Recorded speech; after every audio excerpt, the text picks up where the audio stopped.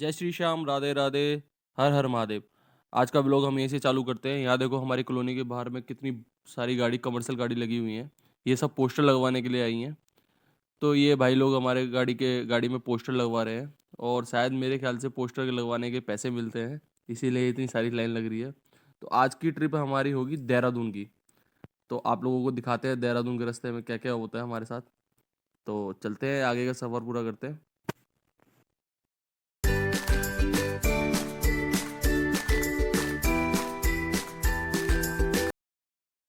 और थोड़ी दूर पहुंचने के बाद में हमारे को हमारे दोस्त मिलते हैं। ये 3 दोस्त हैं मेरे, और इसमें से मनीष पांचाल हमारे साथ चलेगा गाड़ी लोड करवा के देहरादून की तरफ। और चलते हैं आज के आगे के ट्रिप के लिए। हम पहुंचते हैं गोडाउन, और गोडाउन पहुंचने के बाद हमारी गाड़ी लोड होती है।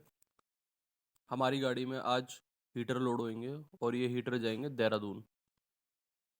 गाड़ी लोड होते ही हमने भाई से लिया बिल, और बिल लेने के बाद हम निकलते हैं आगे के सफ़र के लिए। हमारी गाड़ी में आज व्हील पाना नहीं था, तो हमें व्हील पाना लेना था। तो हरियाणा में एक जगह गाड़ियों का काम हो रहा था, ट्रक वगैरह और ट्रैक्टर वगैरह का काम हो रहा था। तो वहीं से हमने एक भाई की दुकान से व्हील पाना लिया। और व्हील पाना लेने के बाद में थोड़ा संतुष्टि हो जाती है कि चलो आगे कुछ सफ़र में कुछ होता है या टायर वायर पंचर होता है तो खोल के लगा तो लेंगे। व्हील पाना नहीं होता तो ऐसा लगता है कि कुछ है नहीं, अब कैसे करेंगे। तो इसीलिए हम व्हील पाना लेके भाई से यहाँ से निकलते हैं आगे के सफ़र के लिए। और हमारी गाड़ी में मनीष बैठा हुआ है, तो हमें डर नहीं है कि भाई कोई सामान निकाल लेगा, ऐसा कुछ है। तो मैं गाड़ी में बैठा के निकला था। ये भाई ने बिल पाना दिया है हमें 150 रुपये का। भाई से वापस पैसे लेके 500 का नोट दिया था। बाकी पैसे लेके निकलते हैं यहाँ से आगे के सफ़र के लिए।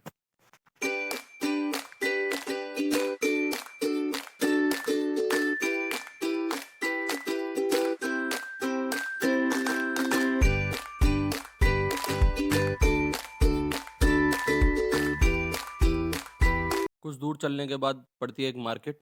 मार्केट में चलने के बाद में भाई को बहुत सारी चीज़ें दिखती हैं। उसे लग जाती है भूख, और वो जाता है अपने लिए जलेबी लेने के लिए। अब जलेबी लेकर हम निकलते हैं आगे की तरफ। आप लोग देख सकते हो चारों तरफ हरियाली है, मौसम कितना प्यारा हो रहा है आज। और कहते हैं कि मज़ा तो सफ़र का आता है, मंजिल का नहीं। तो इसीलिए हम सफ़र के मज़े ले रहे हैं। और आगे चलने के बाद में कुछ दूर पे हमें मिलते हैं भोले बाबा। तो भोले बाबा जी के दर्शन करते हैं और बोलते हैं हर हर महादेव।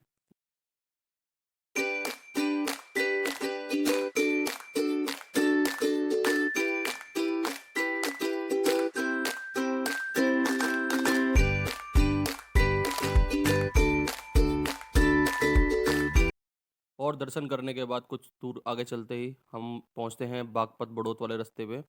अब ये बड़ौत गांव है हमारा, और बड़ौत पे चौक पे बहुत भीड़ होती है, रश होता है सुबह सुबह के टाइम। तो यहाँ से पार करते हुए आगे की तरफ बढ़ते हैं हम। और बड़ौत से हमें अब जाना है आगे की तरफ। आगे पड़ेगा शामली। शामली के बाद सहारनपुर। और सहारनपुर के रास्ते में हमें एक ऐसी चीज़ दिखी कि एक हमारा ऑल्टो वाला भाई एकदम से गाड़ी नीचे ले गया। उसकी हेल्प करी, हेल्प करने के बाद में हमारे भाई को लग गई भूख। फिर दोबारा हम वहाँ पे रुकते हैं, और यहाँ पे देखो कितने सारे पकोड़े हैं। और पकोड़े की दुकान पे भाई पकोड़े करवाता है। और पकोड़े और चाय लेने के बाद में थोड़ा चाय और पकोड़ों का आनंद उठाते हैं। तो अब यहाँ से सफ़र हमारा ज़्यादा नहीं रह गया है। देहरादून का सफ़र हमारा 35 किलोमीटर का रह गया है। वो पहाड़ी से होता हुआ, टनल से होता हुआ देहरादून पहुँचेंगे।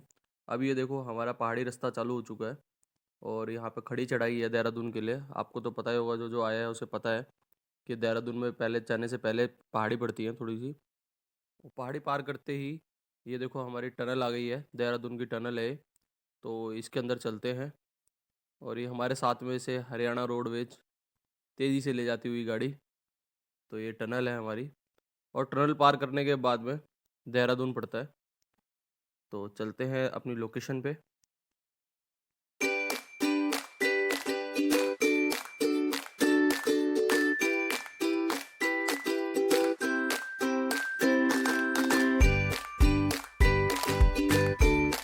देहरादून में लोकेशन में पहुंचकर हमने अपनी गाड़ी खाली करवाते हैं।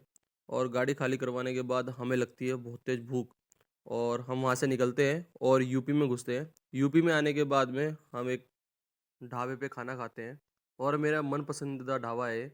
यहाँ पे खाट मिलती है बैठने के लिए, और टीवी मिलता है देखने के लिए। तो हमारे मनीष भाई को ठंड लग गई है। वो गाड़ी में से कंबल निकाल रहा है ओढ़ने के लिए।